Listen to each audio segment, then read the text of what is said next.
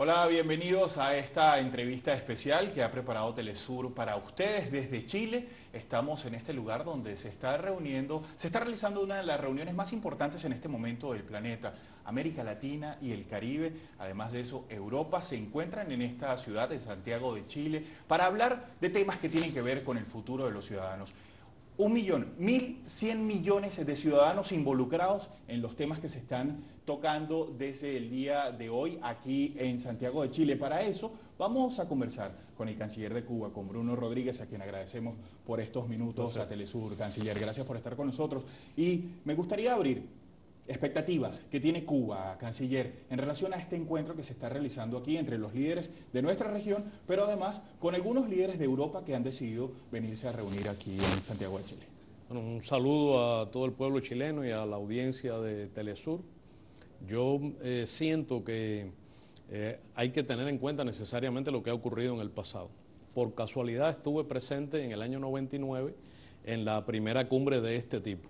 Allí Europa propuso, y hubo bastante credulidad al respecto, una asociación estratégica birregional. Han pasado un montón de años y nada de eso ha ocurrido. En esta cumbre se propone, he escuchado a algunos mandatarios hablando del tema, lo que llaman una alianza estratégica birregional para el desarrollo sostenible. Uno de los obstáculos para el desarrollo de América Latina y el Caribe es precisamente su desfavorable relación económica con Europa, que sigue obedeciendo a los patrones del inequitativo orden económico internacional, los movimientos de precios, la especulación financiera, la deuda, la injusta relación entre los proveedores de productos manufacturados y materias primas son un factor en contra de nuestro desarrollo. En segundo lugar, los patrones de producción y consumo europeos y que prevalecen en general en el mundo son insostenibles, degradan el medio ambiente, amenazan la existencia misma de la especie humana. En tercer lugar, hay grandes disparidades y grandes diferencias en las visiones de la época y en las visiones del planeta entre Europa y América Latina y el Caribe.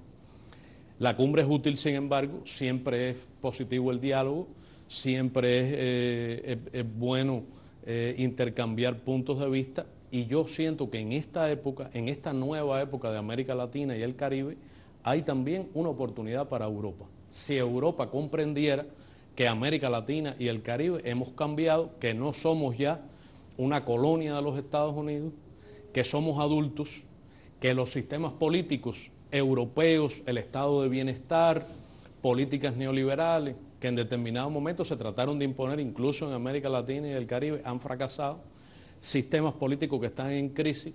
Se ven hoy las escenas en Europa, países que tienen un paro del 50% en su juventud. Las políticas de austeridad se están descargando sobre los inmigrantes, que una buena parte de ellos son latinoamericanos y caribeños. Entonces, es una situación complicada. Sin embargo, yo siento que si Europa mirara de manera nueva a América Latina y el Caribe, como un socio igual, como un igual soberano, sin aquellos dejos de metrópoli, sin aquellos dejos coloniales con que nos han mirado históricamente, habría una oportunidad. Y me parece que Europa necesita hoy más que nunca, en medio de la crisis del euro y en medio de la crisis económica global, a América Latina y el Caribe.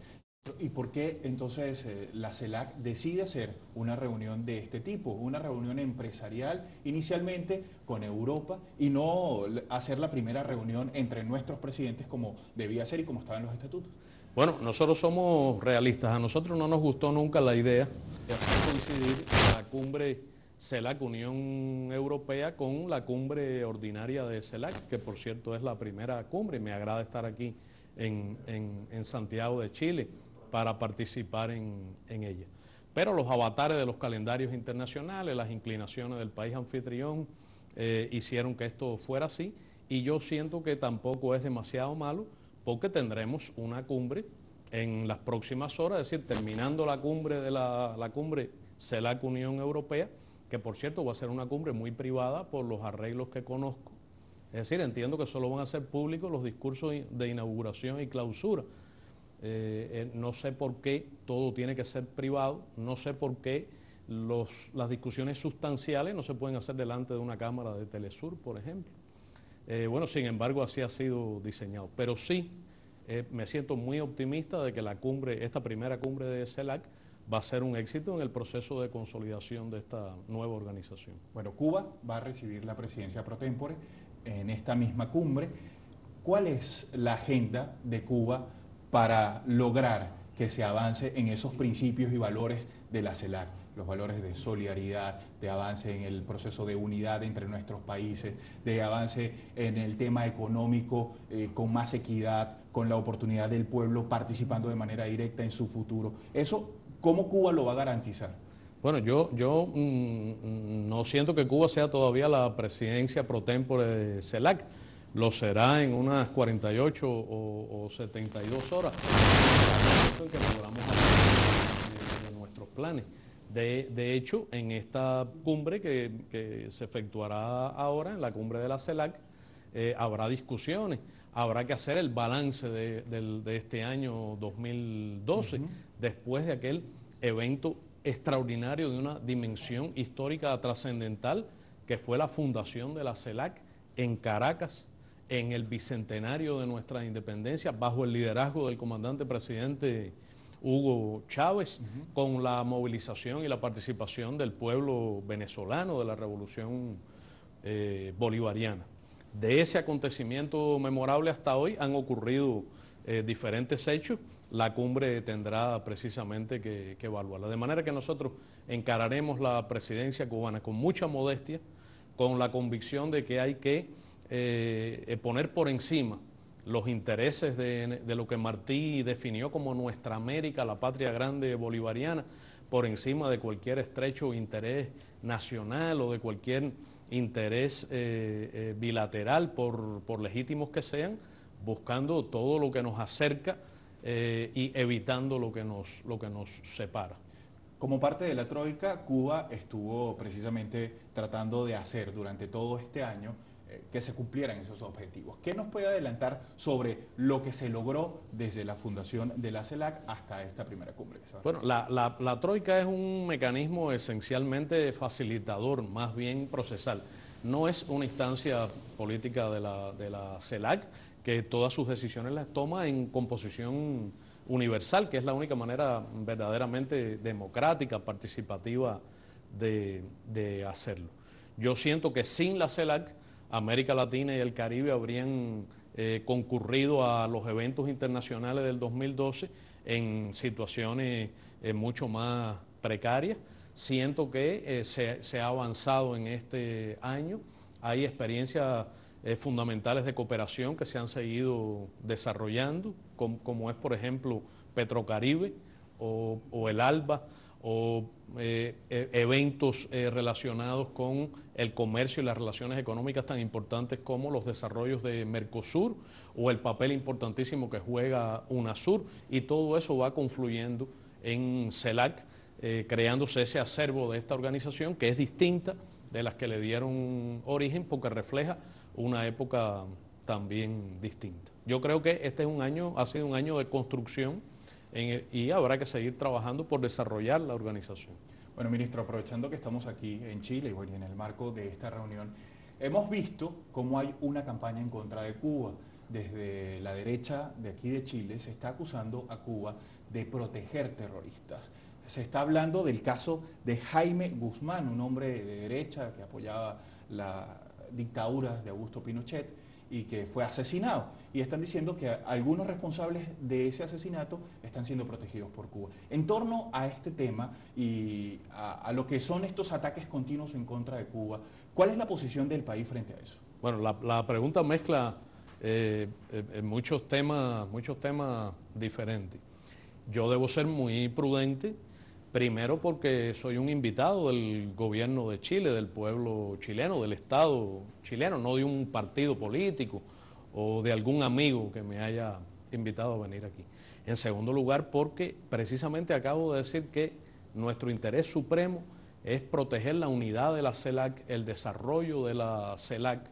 A mí me da la impresión de que no es buena idea mezclar un evento internacional de este carácter y mucho menos uno con otra región de la que estamos muy distantes, como es Europa, con temas de carácter bilateral. No me imagino en qué manera podría beneficiar a nadie, a ningún partido político, por muy de extrema derecha que sea, llevar contenciosos o asuntos bilaterales al contexto de un evento internacional, de dos cumbres, o en especial de la cumbre de la CELAC, porque a mí me parece que precisamente hay un sentimiento general en la CELAC de abstenerse de abordar allí temas de carácter bilateral. Todos tenemos asuntos bilaterales, intereses bilaterales, cada país del ALBA los tiene, Cuba los tiene también. Y por eso quiero ser muy prudente. En segundo lugar, sobre el caso judicial del que tanto se habla. Yo he visto con sorpresa desde mi llegada la frase permanente de que se quiere evitar que la cumbre se cubanice, que se está cubanizando la cumbre. Y a mí me asombra porque Cuba es una isla pequeña y creo que son 62 los estados que están concurriendo aquí a Santiago de Chile, ¿no? Uno se siente honrado cuando concita tanta atención. Hay que decir que sobre cualquier asunto judicial o de otra naturaleza existen canales establecidos por instrumentos internacionales y por la práctica internacional, y esos casos pueden ser abordados de esa manera. En tercer lugar, sobre el terrorismo, la posición de Cuba sobre el terrorismo es inequívoca, es conocida, de absoluto rechazo, condena, enfrentamiento práctico a cualquier manifestación de terrorismo, con cualquier motivación contra cualquiera que se dirija desde cualquier lugar que se genere. Cuba ha sido históricamente víctima del terrorismo de Estado desde los Estados Unidos. América Latina y el Caribe ha conocido décadas de dictaduras militares sangrientas en que el terrorismo de Estado fue un instrumento. Más de 40.000 chilenos fueron asesinados, torturados, desaparecidos, con prácticas de terrorismo de Estado. El presidente Allende fue asesinado. Son conocidos los hechos de la colonia Dignidad, que fue el Plan Cóndor, sino acciones de terrorismo de Estado concertadas por un grupo de dictaduras militares al amparo de los Estados Unidos, que las alentó, lo permitió, respaldó en el poder, miró a otro lado. De manera que hay mucho doble rasero cuando se habla hoy, lamentablemente, sobre el terrorismo, que es un problema real que la humanidad debiera enfrentar a través de la cooperación en la lucha internacional contra el terrorismo y no mediante la selectividad, no mediante las guerras, no mediante la intervención militar. Además que en ningún espacio se ha logrado comprobar que Cuba pudiera tener alguna vinculación con los temas que se le acusan. Al contrario, ministro, hemos visto más bien la solidaridad de Cuba en países como Haití, con el trabajo médico que están haciendo ciudadanos cubanos allí, igualmente con el tema educativo en Nicaragua, en Bolivia, en Venezuela, con el tema de la salud también, con las operaciones de la vista de los ciudadanos. Pero además de eso hay un tema muy nuevo, muy reciente, que está ahorita desarrollándose, es el tema de la paz en Colombia, y se está discutiendo precisamente en Cuba. Cuba está sirviendo como espacio para que se desarrollen esas conversaciones allí. Cuéntenos de eso y cómo hacer, ministro, que ese tipo de solidaridad que Cuba hace expresamente se contamine en el resto de la CELAC, es decir, sea la CELAC espacio abierto para que se desarrollen este tipo de eventos de solidaridad. Bueno, la CELAC precisamente se inspira, entre otros principios, como el de la independencia, la diversidad, la soberanía regional sobre los recursos naturales, el respeto al derecho internacional y a los propósitos y principios de la Carta de Naciones Unidas, el abstenerse del uso de la fuerza o de la amenaza del uso de la fuerza, una vocación de paz regional, la oposición a las armas nucleares y la lucha por el desarme nuclear. Hay un principio también de solidaridad que está en las raíces mismas de la fundación de la CELAC. Nosotros sentimos que América Latina y el Caribe están en condiciones de desarrollar proyectos de cooperación que pueden ser muy importantes a pesar de que haya recursos limitados si lo hacemos entre todos. Habrá países que requieran concurso en mayor medida en unas áreas u otras. Todos tenemos ventajas y posibilidades de aportar. La experiencia de Cuba lo demuestra, la experiencia del ALBA lo demuestra, y en Haití yo siento que América Latina y el Caribe tiene una profundísima razón para, de conjunto con el gobierno haitiano, que es quien debe establecer todas las prioridades, dar un paso especial, esencial en materia de cooperación. Sobre el proceso de paz en Colombia es otro asunto. Cuba tiene una posición histórica en este sentido y continuará de manera discreta e imparcial, como ha hecho hasta ahora, alentando ese proceso, y como sede permanente y garante continuará aportando las mejores condiciones. En la búsqueda de la multipolaridad, la CELAC surge también para contrarrestar la unipolaridad, pero además de eso se une recientemente un encuentro entre la CELAC y China, ¿no? Y se habló incluso de hacer un trabajo de cooperación entre China y la CELAC.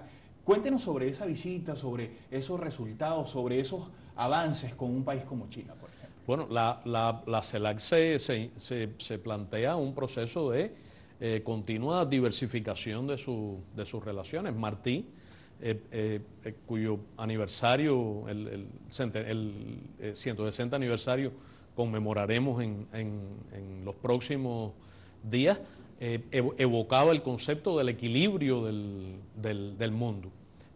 Necesitamos un mundo multipolar, que no deje espacio a políticas unilaterales, al ejercicio de la fuerza, a la amenaza a la paz, a la existencia de arsenales nucleares o el desarrollo de armas convencionales sumamente letales.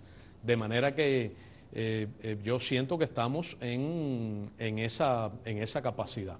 La CELAC, por tanto, ha estado desarrollando su relación bilateral con otros actores internacionales muy importantes. Bueno, de hecho, se está produciendo una cumbre ahora regional, se producirá mañana, igual que con países que como China juegan un papel de liderazgo mundial y que tienen políticas solidarias de cooperación y de respeto hacia nuestra región.